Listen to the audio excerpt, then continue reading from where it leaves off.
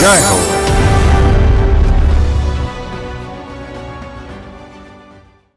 ఆధునిక ప్రపంచ అమానుష క్రీడ బాలికల అదృశ్యం. ఇది మహామాయగాళ్ల అక్రమ వ్యవహారం, మానవ మృగాల దుర్మార్గం, అమ్మాయిలను లైంగిక దోపిడీకి బలి తీసుకునే పైశాచికం, బాలికలను బానిసలుగా మార్చే నేర సామ్రాజ్యంపై ప్రాణాలకు తెగించి పోరాడుతున్నారు అసోంలో మానవ హక్కుల కార్యకర్త పల్లవి ఘోష్. ఈ నిరంతర దురంతాలు మానవ హక్కులకే ఓటమే అని ఎలుగెత్తి ఘోషిస్తున్నారు. చర విముక్తులకు తన స్వచ్ఛంద సంస్థ సాయంతో సాధికారత కల్పిస్తున్నారు.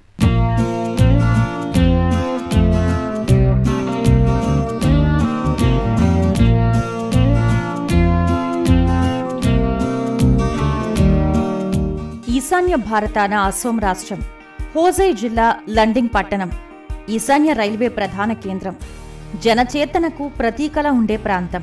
అక్కడ పుట్టిన పల్లవి ఘోష్ ఓ సామాజిక కార్యకర్త, మానవ హక్కుల కోసం పోరాడుతున్న ధీర వనిత. తరచూ మాధ్యమాల్లో వచ్చే మనుషుల అక్రమ రవాణా కథనాలు ఆందోళన కలిగించేవి. చిన్నప్పుడు ఓ బాలిక అదృశ్యం సంఘటన తనపై చెరగని ముద్ర వేసింది. ఈ ఘటన ప్రేరణతో జెండర్ స్టడీస్ వైపు మొగ్గు చూపారు. ఆశయాల అలజడికి జవాబుగా పల్లవి ఘోష్ స్వచ్ఛంద సంస్థ నెలకొల్పారు. అంతకుముందే 2012లో ఢిల్లీలో లేడీ శ్రీరామ్ కళాశాలలో డిగ్రీ, చెన్నైలో పీజీ చేసిన పల్లవి మానవ హక్కుల కార్యకర్తగా ప్రయాణం ప్రారంభించారు.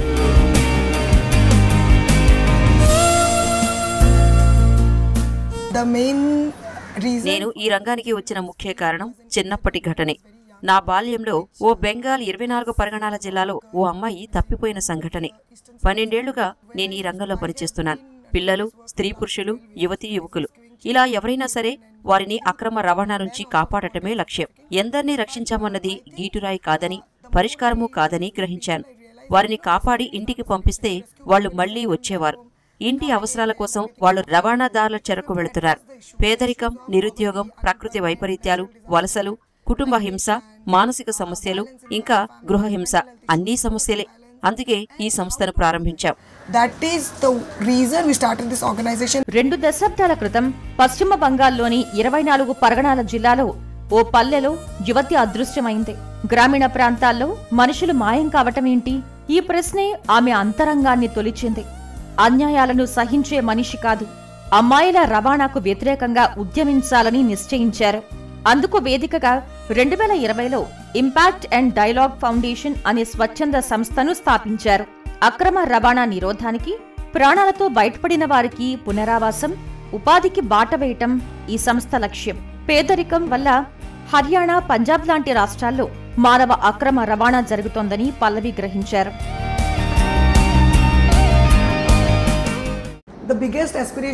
వెనుక ఉండే నడిపించాలని నా ఆకాంక్ష. అందుకే ఈ సంస్థను నెలకొల్పాను. ముందు ఉండాలని అనుకోను. సంస్థకు వాళ్లే నాయకత్వం వహించాలి. మేము విముక్తం చేసిన వారే విధానాల రూపకల్పనలో ముందుండాలని కోరుకుంటున్నాం. వారే నాయకులు కావాలనుకున్నాం. లాయర్లుగా రావాలి, కోర్టులకు వెళ్లాలి, కేసులను సవాల్గా తీసుకుని వాదించాలి.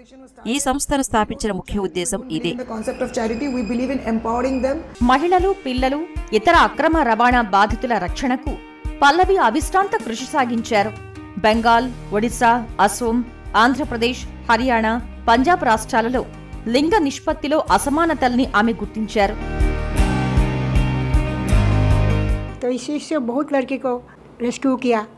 మా అమ్మాయి ఎందరో అమ్మాయిలను రక్షించింది.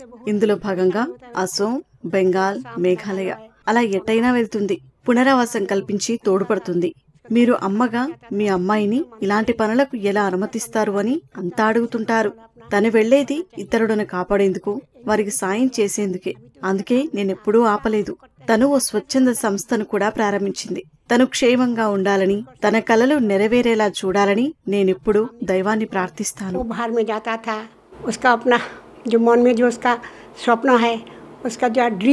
అక్రమ రవాణా నిరోధానికి పల్లవి నెలకొల్పిన స్వచ్ఛంద సంస్థ 3 ప్రాజెక్టుల్ని ఏర్పాటు చేసింది.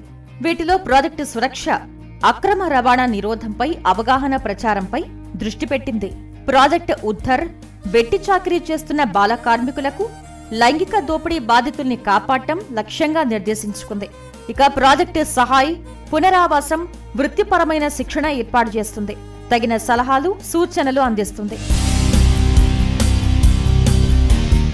We have 3 projects in our organization. ఈ సంస్థలో 3 పథకాలున్నాయి. అవి వరుసగా సురక్ష, ఉద్ధరణ్, సహాయ్. సాంఘిక దురాచారాల నిర్మూలన మా లక్ష్యం. ముఖ్యోద్దేశం మనుషుల అక్రమ రవాణా నిరోధం, ప్రధానంగా బాలలు. ఇక బాల్య వివాహాలు, టీనేజ్ లో గర్భం, మాదక ద్రవ్యాల వినియోగం, ఇవన్నీ ఒక అంశంతో మరొకటి అనుసంధానమైనవి, పరస్పర ఆధారితమైనవి కూడా. అందువల్ల మేము చట్టాల అమలుకు సాంఘిక సంక్షేమ శాఖ, ఇతర సామాజిక సంస్థలతో కలిసి విస్తృతంగా పనిచేస్తాం.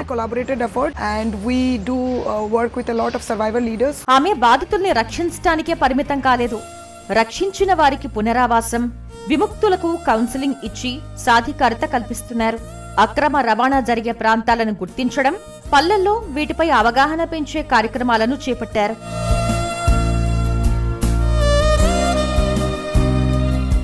Nowadays the problem is that with the పెద్దలు ముందుగా చేయాల్సింది వాళ్ల పిల్లలతో మాట్లాడటం. అలా మీ ఇంటిని భద్రంగా ఉంచుకోండి. ఇల్లు పదిలంగా ఉంటే సమాజము సురక్షితం, పాఠశాల సురక్షితం. ఈ క్రమంలో పిల్లలతో స్వేచ్ఛగా మనసు విప్పి మాట్లాడండి. లైంగిక విద్య, పునరుత్పత్తి, నెలసరి తదితర అంశాలపై మాట్లాడండి.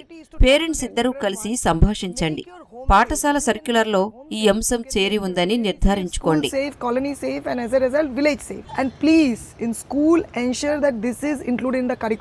దుష్ట శక్తులు, దుర్మార్గుల దుశ్చర్యలపై పోరాడుతున్న పల్లవికి బెదిరింపులొస్తున్నాయి. చంపుతామనో, దాడి చేస్తామనో హెచ్చరికలొస్తున్నాయి.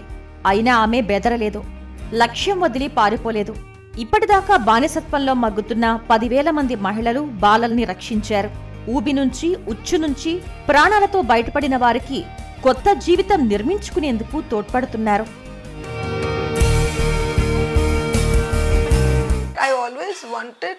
జన జీవితాల్లో ఏదైనా మార్పు తేగలిగేలా నా జీవితంలో ఏమైనా చెయ్యాలని కోరుకుంటాను.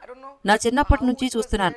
ఆ మార్పు ఎలా ఉంటుందో తెలియదు, కానీ నేనేమి చేసినా అది కొందరిని ప్రభావితం చేయాలి. అదే నా ఉద్దేశం, నా ఆశయం.